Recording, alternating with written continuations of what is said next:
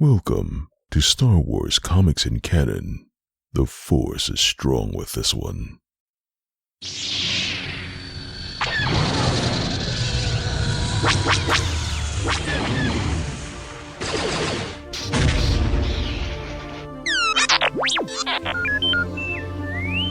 Hello there and welcome to Star Wars Comics in Canon, your guide to the wider Star Wars canon through the comic book lens. And to take you on this journey, I'm your host, Mike Burton.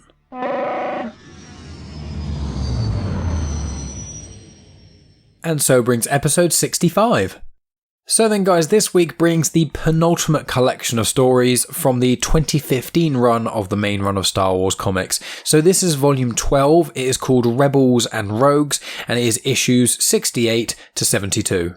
And to clarify any confusion at all, if you are collecting the trade paperback versions of these comics, this is volume 12, which is Rebels and Rogues, and then the next trade paperback is volume 13, Rogues and Rebels. But the whole story arc is called Rebels and Rogues, and the whole story arc I think is 8 issues long.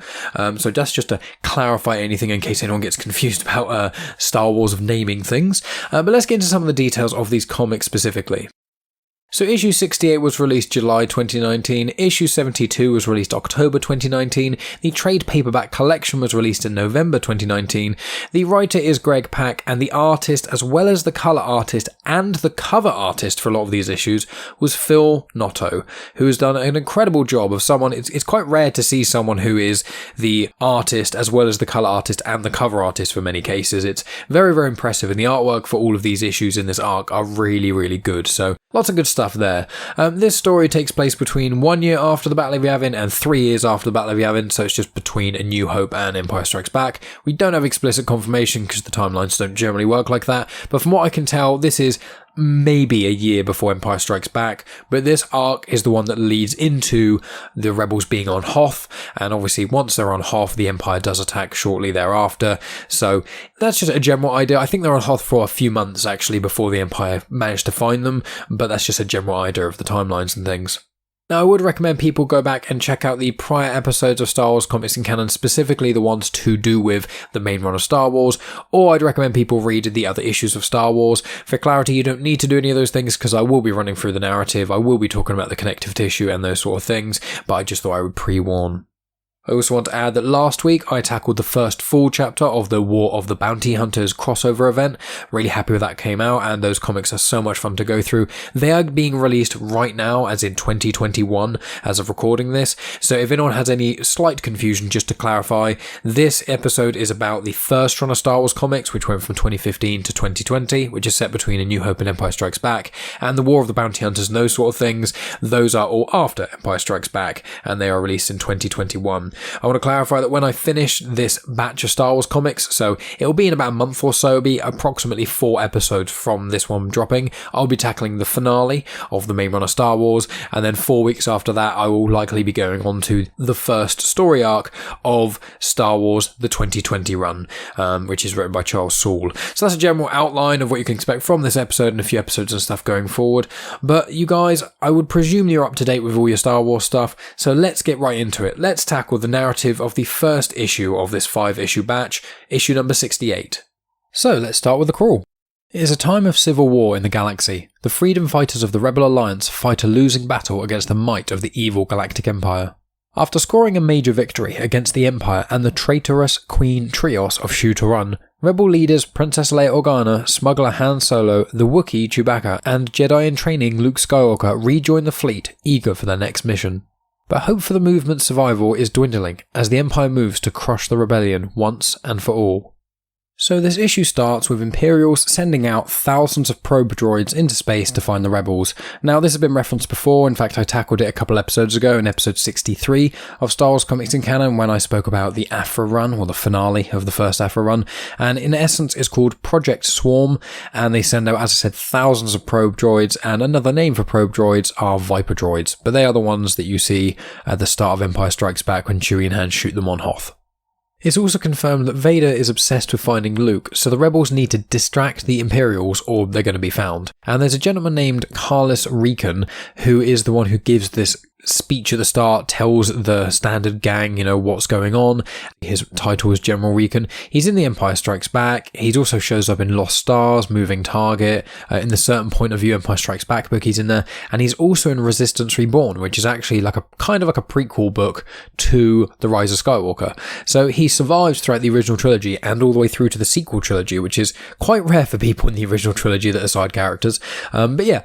So Recon gives out 3 missions. The first mission is for Luke. He needs to bait a Star Destroyer to get away from a planet that has a rebellion refueling station on it. Mission number 2 is for Han and Leia. They need to go to the planet Lanz Carpo to make the Imperials think that there's a rebel base on there. And then the third mission is for Chewie and C-3PO. They need to go to a planet called K43, which is a volcano world. There's no inhabitants on there or anything, so they need to basically go there. And once the Star Destroyer gets baited and moved there, they blow up the planet, and then it will destroy lots of Imperials as well. So the gang all start to part ways. It's confirmed that the Millennium Falcon goes to Chewie because it's far too recognisable for Leia and Han to take it. Leia has also got a friend from her summer in Congress, which is like... Congress is obviously a political thing, but in Leia's past, it's detailed a little bit in Leia, Princess of Alderaan, the Claudia Gray novel, but not this specific aspect of it. But in essence, she was being trained out to become Queen of Alderaan, and also, all the politics and the ins and outs of this and that. So she had to go along to certain summer camps and things, and because of that, during one of her summer camps, she met the district advocate for Lanz Carpo, and his name is Dar Champion. Meanwhile, Chewie and 3PO get to K43 and they go down a shaft to lay some bombs. Meanwhile, Luke passes the Star Destroyer, which has got Admiral Ozzel on board. Ozzel, he's got his guy with a mustache. He gets choked at the start of Empire Strikes Back. He's in a few other Star Wars comics as well. But the reason he gets choked at the start of Empire Strikes Back is because his Star Destroyer comes in too close to Hoth out of hyperspace and alerts the rebels of the Empire's presence, which does inevitably allow them to get away. But yeah, so Luke passes the Star Destroyer in his X-Wing, and Ozzel's on board and tells the Star Destroyer crew to ignore Luke because just having one ship out there, it's probably some sort of bait or trap. So Luke lands on the planet and he decides that he needs to take out the probe droids on foot on the planet. While this is happening, Han and Leia land on the planet Lanz Carpo. They bribe some guards so that they don't have to do any customs checks, and they then spot a Nikto being beaten up by some guards, so Leia pays these guards to stop beating him up. Now, a Nikto is a species that is in Star Wars, a fair amount. You would see them, I believe there's some in Jabba's Palace in Return of the Jedi. They're in the Clone Wars a bit. There is actually a Jedi in Clone Wars who's killed. I think it's one of the early seasons of that. I think his name is Ema Gun. In Star Wars Resistance, the 3D animated show set around the sequel trilogy, that has got a guy in it called Niku Vozo. He is also a Nikto. And then, in essence, there are 3 types of Niktos. I've discussed this once before in one of the prior episodes of Star Wars Comics in Canon. And in essence, there's red ones, green ones, and grey ones. The red ones are called Kajan-Sa, the green ones are called Kadasa, and the grey ones are called Esfral-Sa. So that's a fun bit of information that you guys are probably never going to remember, because I certainly can never remember it. I just know there are 3 types, but they all come from like generally different places on their planet. But yeah, that's Nikto. Back to the story, Chewie and 3PO manage to connect all the bombs up, and then they sort of bond a little bit. They have a little back and forth, which is quite nice. They then fall, seemingly about to fall straight into some lava, and a rock person manages to save them. The rock person pulls up Chewie, who has managed to get a hold of 3PO, pulls them up, and then it shows that there are quite a lot of these rock people. Then this comic ends with Han and Leia are surrounded by guards, all because they paid off the customs person, and then they pay off some more guards to stop beating up a thug, so they start to arouse some suspicion, and then someone shows up, fights with these guards, and then it shows that it is actually Dar Champion who shows up. And then Han has a couple of words to say about that to Leia, kind of questioning, whether or not they're boyfriend and girlfriend or something, because Dar makes a comment about that. Then Leia compares the relationship with Dar similarly to Han's relationship with Sana Starros, which was detailed in basically the second volume of the main run of Star Wars comics. So I think that's like issue 7 onwards. But yeah, that's where issue number 68 ends, so let's move on to the next one, issue 69. So on Lanz Carpo, which I forgot to mention, is a core world, so the whole galaxy is kind of split into... It almost looks like a target in a really easy way of thinking about it, like a bullseye sort of target thing. And the inner bullseye circle is the core world. That's places like Coruscant and Lanz Carpo.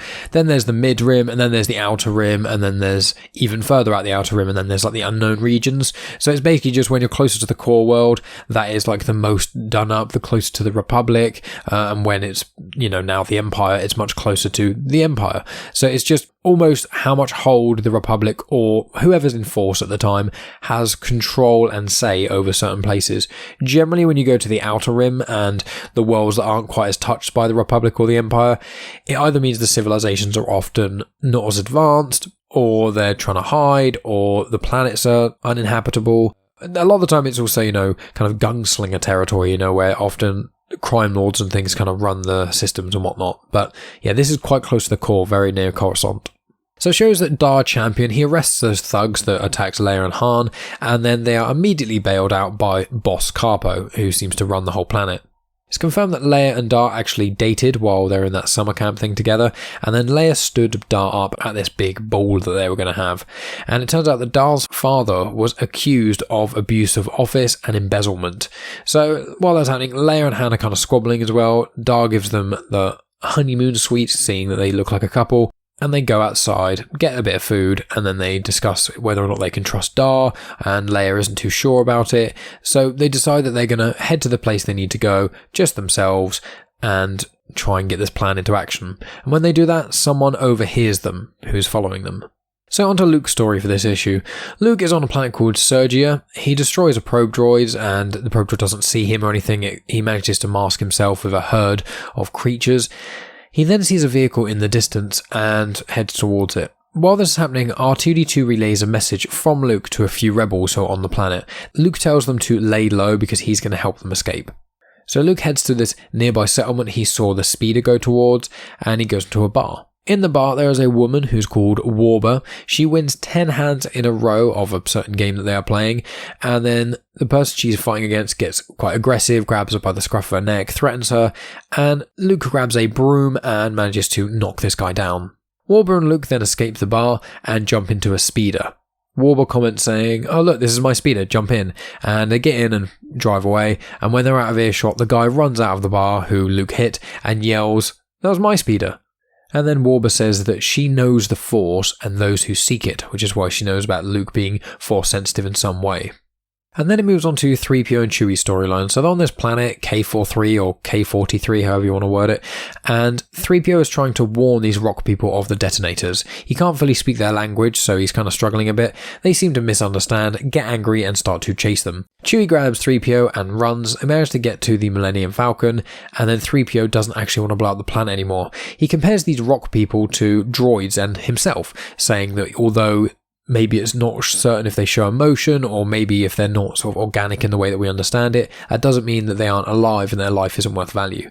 So they discuss they're going to try and remove the detonators now, and it turns out that Chewie has already set off the beacon, which notifies the Empire nearby, which obviously because the plan was to get the Empire nearby to blow up the planet and damage them, and so the final panel is showing the Millennium Falcon with a Star Destroyer overhead. So let's move on to the next issue. And I will just quickly add here, what I quite like about these issues is that it seems to be, for the first third of the comic, it's one story, the middle third is another one, and then the last third is another story. And it makes it a lot easier for me to kind of give you guys the footnote details of a lot of these things, because as you may remember from certain previous episodes, when the gang are on the same planet, it's like 1 or 2 pages per group of people, and you just have to flip back and forth, and it's quite confusing to read, and I'm sure it's quite confusing to listen to. So these ones are all quite nice and easy. So with issue 70, it starts with Luke and Warber's story. So Warber's vehicle then stops, and she confirms to Luke that it was stolen. He's not overly happy about that, but before he can protest too much, they can see they're being pursued by people, presumably the gentleman who she stole the speeder off. So they jump out of the speeder when they're out of sight, push it down this hill, and as it goes off into the distance, the thugs then follow it. While this happens, Luke and Warber are hiding, and Warber confirms that she knows about Jedi mind tricks, and she says that the Force is dangerous to wielders and their targets. She grabs Luke's saber while sort of talking to him, and he's a little bit distracted, and Luke pulls it back using the Force. She then contacts someone and confirms that she could sell his lightsaber for them to get passage off-world, and he could set up a moisture farm if he wanted on Tatooine. He questions how she possibly knows that about him. She confirms it's basically the Force, and so he asks her if she can teach him. He says that he's trying to save lives, and she says that if she was going to train him, it would take, a minimum of weeks and weeks, and they don't have that kind of time, so she says, let's rob a bank. Meanwhile, Leia and Han are on Lanz Carpo still, and they are checking into the honeymoon suite that they have been given by Dar. They are still getting followed, and they haven't noticed at all, but they get into their bedroom. Now, the bedroom's got some statues and figures and that sort of thing in there, but one thing I found quite interesting was there's a droid that walks in and says, here's this thing, here's that thing, let me just turn on the pheromone enhancers. And as he says that, both Han and Leia yell out no, and the droids are like, okay, I won't do that then, and then leaves the room. So pheromone enhancer, I'm sure most people listening know what that is, but from the general gist I get from this story, it gets mentioned again later on, but in essence, an enhancer of pheromones basically makes two people more attracted to each other. So it's quite an aphrodisiac, the kind of thing you turn on to turn yourself and your partner on, I suppose, and to make a little love nest in the honeymoon suite. So that was just something, I used the word cool, I'm not sure if I would specifically use that term, but it's interesting. Like, you don't really get that element of Star Wars confronted very often, so knowing there's something like pheromone enhancers existing in the universe, that makes sense. So Leia and Han get changed, they go downstairs and they sneak into a side door. They go down a maintenance tunnel and it shows they're still getting followed, and they are then stopped near the end of the tunnel by some red guards. They fight these red guards, manage to take out most of them, but then the person following them comes out and helps, manages to knock out one of the red guards who had Leia in a precarious position. It's confirmed that the stranger that was following them is Darth Champion, unsurprisingly, and he already knows their plan, but he says that the Empire controlling the system would be even worse than Boss Carbo controlling the system, so he aims blasters at Han and Leia, telling them they can't proceed with this. And then on to Chewie and 3PO. Chewie is flying the Millennium Falcon, avoiding the Death Star blasts. The rock people are now out of the ground, they're kind of looking up and things, but there are some giant rock people as well, and one of them catches the edge of the Millennium Falcon, which causes quite a bit of damage, and the Millennium Falcon then has to crash land. The rock people then grab 3PO, and then he starts to think he can understand them a bit. The ground opens up, the rock people take 3PO down underground, and then close the ground back up, and Chewie's just left there by himself, looking at the floor. Now, the Star Destroyer that was on the planet that was shooting at them was a smaller, more standard Star Destroyer, but there is a big Star Destroyer in orbit, and that Star Destroyer is the Executor, which is Darth Vader's personal Star Destroyer. I've mentioned it numerous times in these comics and things, but in essence it's the one that you see in Return of the Jedi. An A-Wing crashes into the bridge, and then the ship crashes into the side of the Death Star 2 and blows up. On the Executor, they detect that there's only one life form on the planet, but it's confirmed that that is a Wookiee. And they confirm that it must be Skywalker who is involved, because he's one of the pretty much the only person they know of who's got a Wookiee in their crew. And they say that it could be a trap. And then it shows that Vader is there. And he says it's a trap that they can use. And that's where comic number 70 ends. So onto the penultimate comic of this batch. I want to clarify that this full story arc is 8 issues long. It finishes with issue number 75, but I don't really have time to do all those little things in one big episode because I would just be talking forever. So I thought it would be quite nice for me to do when in a month's time when I do the finale of this. I'll do the remaining 3 issues and then I will do Empire Ascendant, but I'll get onto that a little bit later. So issue number 71. It starts off by continuing on 3PO and Chewie's story. So 3PO is taken to the elders of the planet known as Kakra, and they call him Cousin Orr because 3PO has basically managed to somehow communicate with them, and the elders seem to be able to communicate in a much more understandable fashion. One of the elders touches 3PO on his head, and it shows he has flashbacks, and the elder says the flesh will leave you, referring to humans and whatnot, and they ask for 3PO to stay, to help them speak with the flesh, because they can't communicate with people in essence. While this is going on, you see Chewie is now deactivating the bombs they connected right underneath the planet's sort of crust, in a sense, and 3PO calls out to stop him via the communicator because Darth Vader arrives. Meanwhile, Han and Leia are still speaking to Darth Champion. He tries to talk them out of the attack. Leia manages to catch him off guard, kicks the guns out of his head, and then they have a close combat fight. Leia manages to best him, and then alarms sound and Han and Leia hide. Dar directs the guards who then come running to a completely different place, says there are 3 people, they're massive, and one of them is a Utapawan, and then once the guards are gone, Dar then suggests tricking Boss Carbo into attacking the Empire. They all then enter a ballroom, and then to fit in, Han and Leia start to dance together. Now I want to add in here that I mentioned slightly earlier about Leia having sort of training and things. In Leia Princess of Alderaan, she does have some degree of hand-to-hand combat and training and things, and it is shown in, outside of the films and whatnot, Leia can really take care of herself. She can handle a blaster very well, she can actually fight. Obviously, she's quite small in stature. She's, I think, not much taller than 5 foot, so she is obviously a small woman, or petite, if you want to call it that, but she can handle herself in a close combat hand-to-hand fight in a lot of ways, which is really cool, but I would recommend, if you want to hear more about Leia being badass, read Leia Princess of Alderaan. It's a really good book by Claudia Gray. I highly recommend it. Meanwhile, Warber takes Luke to an Imperial payroll garrison and teaches him a specific mantra to help him focus with the Force. Now, the mantra that she teaches him is, "I am one with the Force and the Force is with me." Now, obviously, you guys would remember that from Rogue One, and you've got Chirrut Imwe, who is one of the best characters in Star Wars, in my opinion, and he, he's the blind monk, and he chants the mantra to be able to essentially channel the Force in a lot of ways. So Chirrut Imwe, obviously, is played by Donnie Yen. He is amazing, and he also does show up in the Galaxy's Edge comics as well.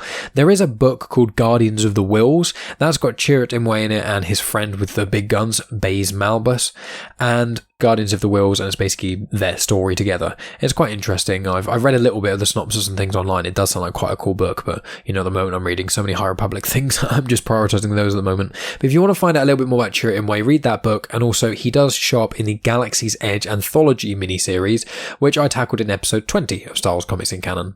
So anyway, Warber is saying to Luke that you need to chant this mantra. She's seen people who are way less Force sensitive than Luke manage to do incredible things because they believed in themselves. And because if you believe in the Force and you let the Force channel through you and things, you can do some incredible things.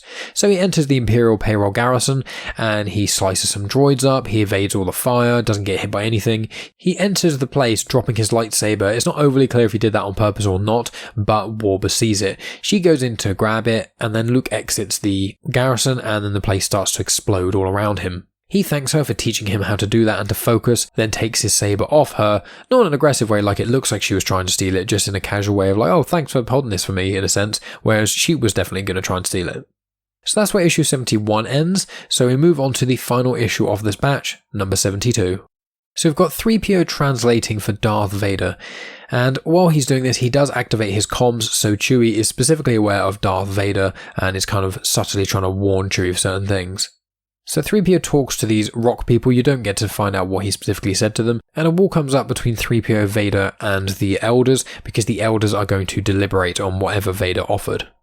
While they're waiting around, Vader asks 3PO of their strength, emotions, and their mind, talking about the rock people. 3PO says that Vader likely cannot sense them due to these stone-based processes, and they are very different from normal humans and things. Their just biology is different, so however you would tune into it normally isn't the same as anyone else's. Vader compares them to droids, says they have no emotions. 3PO counters and says that droids do have emotions, or some of them, and Vader says that droids only have emotions when they are programmed to do so, whereas these rock people don't have a programmer yet. It shows that Chewie is underground and things. He's managing to deactivate all of those bombs, and then some stormtroopers come out and start shooting at Chewie. Chewie manages to defend himself and not get hit and take out these troopers, and Vader tells his fellow troopers to not kill the Wookiee. They need to use it as a trap for Skywalker. Speaking of Skywalker, it goes to his storyline with Warber, and she wants basically them to grab the money that they stole from the Imperial garrison, split the cash, and then just bail. She says that the rebels aren't actually friends, and she says that Luke is a really good thief. Luke seems to think that Warber is testing him, and that she's some sort of Force teacher and whatnot, and so he won't give her the money. He says, they have to go to the source to find out more information on the Imperials and those sort of things. They get near the place where the source is, and it shows that there are some stormtroopers who are intimidating a character called Ranger. After intimidating and smashing a few things, they then leave. It shows that they were actually asking about the bank attack, obviously, that Luke and Warber were involved with, or really completely did themselves. And Warber tells Luke about growing up on Jeddah. She listened to the Guardians of the Whills, and she saw miracles, but she also saw thousands die for kyber crystals. She says she can teach him another thing, says for him to close his eyes and try to feel stuff. And while he's doing that, she then gets up and runs away. And then he opens his eyes, seeing her sprinting away, and calls after her. And finally, onto Han and Leia's story of this comic. So Han and Leia are dancing together, then Han ends up swapping with Dar Champion due to his request, and Han is dancing with whoever Dar was dancing with. Dar then takes Leia to the balcony and speaks to her. He shows her Boss Carpo's ship that you can see from that balcony, and Dar says that if he takes it out of the system and then fights the Empire and loses, then it'd be a win-win situation because the planet then wouldn't get Imperial occupation in the same way, and the punishment would go to the boss. So Leia and Dar then head for the exit. Han sees them sort of going off together. He starts to follow them a little bit, but then he gets stopped by some guards, beaten up a little bit, and then taken to Boss Carpo. he gets thrown on a transport and is taken to that space station. And it then shows that Dar and Leia are uploading messages, and it confirms that Boss Carpo should be gone within the hour, and that will be their problem solved. And then this comic ends with Leia saying to Dar, "Where's Han gone?" And that, my friends, is the end of this. It wasn't too much of a long one, because there aren't a huge amount of connections here. Like, there are bits and pieces, but as I stipulated in the previous one, these comics are starting to finish off quite a lot of stuff, and it feeds quite into Empire Strikes Back. So most of the things it's connected to are to do with Empire Strikes Back. Apart from maybe like the old species popping up here and there, it is very much just the story of these, which is why there wasn't a huge amount of connective tissue. So what have we got coming up then? So next episode is episode 66. A lot of fun there, Execute Order 66. A lot of fun. Anytime 66 mentioned in Star Wars, it's fun, isn't it? So we've got the next batch of Darth Vader comics, which is the 2017 run by Charles Soule. It's going to be Legacy's End, issues 7 to 12. Make sure you get reading, guys. And it's got an appearance of the famed Jedi who, before these comics, was one of my least favourite Jedi there were, which is Jocasta Nu, who's the librarian who's really snarky to Obi-Wan in episode 2, telling him that if the planet is not in the archives, it does not exist. Hated her after that, but after reading the comic that we'll be tackling next week, which I read a little while ago, I do appreciate her a lot more. So that's something quite exciting to look forward to. The week after that is going to be the first batch of Afra comics. So that's going to be in the 2020 run of Afra, which was by Alyssa Wong. Now, I will clarify that I think the week after that is going to be when I'm away. So there's going to be 2 weeks that I'm away, so I won't be doing standard episodes of Star Wars Comics and Canon. I am trying to record and release a book review, which will be released on one of those weeks I'm out, and then I'm likely for the other one just going to release some of the episodes I did on my Patreon over at patreon.com/genuine Chit-Chat. Myself and Megan, we reviewed all the Star Wars films. We'd both seen them all quite a few times, so I might just connect some of those episodes together. Then you guys get a little bit of content if you aren't already a Patreon supporter, and also it gives you a taste of, if you donate as little as £1 a month, you then get access to a Patreon feed which has our Afterthoughts episodes in that. So that's quite an exciting thing in that regard. But I'll give you guys more detail about that when it actually comes to it, before I am planning on going away, and I'll try and get some stuff sorted for that. Aside from that, what else is there? Well, I recently appeared on an episode of Mandatory Marvel and DC with the powerful Max Byrne. We spoke about Volume 7 of the New 52 run of Batman comics. It's called Endgame. It is like a sequel to the Death in the Family one that we tackled, and it's a Joker story, and it is very deep and dark, and it was a lot of fun chatting to him about that. I'll include a link in the description to that. In addition, myself, Megan, and Tonya Todd, we have done now 2 episodes on the Loki series. The first episode was about episodes 1 to 3 of the Loki series, and the second episode was about episodes 4 to 6 of the Loki series. So if you want to hear some people tackling sort of the first and second half of the Loki series, including Tonya, who is much more of a Loki expert than myself or Megan are, we talk about, well, I'm not going to say what we talk about, but it's basically, it will be full with spoilers, so make sure you go and check out Loki before tuning into that. But once again, link to that is in the description. I was recently on the I Like to Like Things podcast as well, where I spoke about one of my favourite shows called Sherlock. I also was on an episode of the TV and movie show on the feed of Comics in Motion, where myself and Chris Phelps spoke about Black Widow. That is once again spoilerific, so make sure you watch Black Widow before listening to that, or listen to it if you aren't fussed, either or. Obviously, links to all these things are in the description as always. There's my Patreon, which I've sort of vaguely plugged. As I said, patreon.com/genuine Chit-Chat. Myself and Megan, at least once a week, will do an episode of Afterthoughts where we talk about TV series or a movie or something. We're going to the cinema quite a lot recently, so we've been talking about new films. We did a spoiler-free review of Black Widow that was like 10 minutes long. We've also done one on Luca, Mitchells vs. the Machines. We've done one on In the Heights as well, the Lin-Manuel Miranda movie. And we've got plenty of other time to go to the cinema as well. I think we're planning on seeing Space Jam Legacy. We're obviously going to see The Suicide Squad. We're going to see Venom 2, Let There Be Carnage.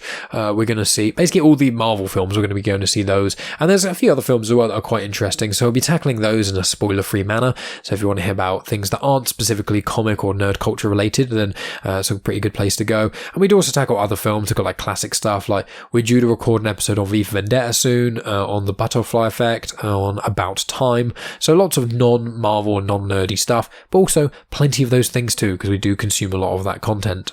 So yeah, patreon.com/genuine chit-chat. And in addition, if you go over there, you can listen to 3 episodes completely for free. They are like some of the earliest episodes, so you'll probably have to scroll down for quite a while.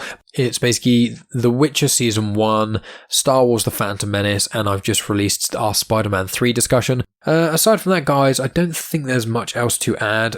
Just keep an eye out on the feed of Comics in Motion for all the other amazing shows. I am popping up in a few here and there, because, why not?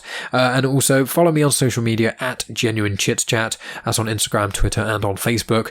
I post on there photos of the Star Wars comics and things after a new episode drops. I do drop those on Patreon normally a couple days early. I also post snippets of my show, Genuine Chit-Chat, where I interview different people. I've had loads of guys from Comics in Motion on. I recently have had Chris Brayton of the I Like to Like Things podcast on. I've had actors on, filmmakers, the puppeteer, or one of the many puppeteers for Labyrinth and Dark Crystal. His name is Michael McCormick, and he actually created the character Salacious Crumb, which is the Kowakian monkey lizard that you see in Return of the Jedi. It's the weird little cackly thing next to Jabba the Hutt.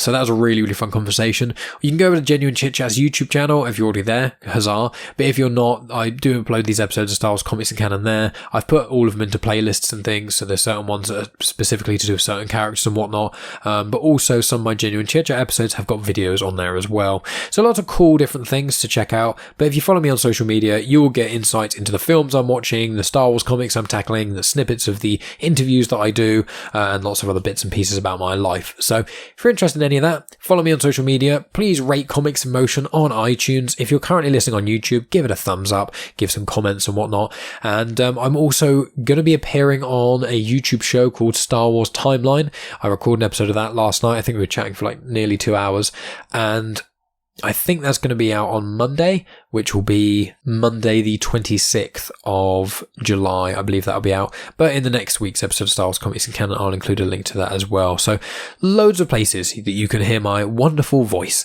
Anyway, guys, there's enough from me. I'll be back and talking to you next Saturday with the next batch of 2017 Darth Vader run. And as always, guys, may the Force be with you.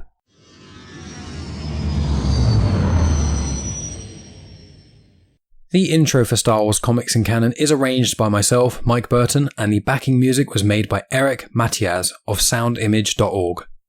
You have just experienced host, creator, everything elser of Genuine Chit-Chat, and also the host and creator of Star Wars Comics and Canon, found on the Comics in Motion podcast, Mike Burton.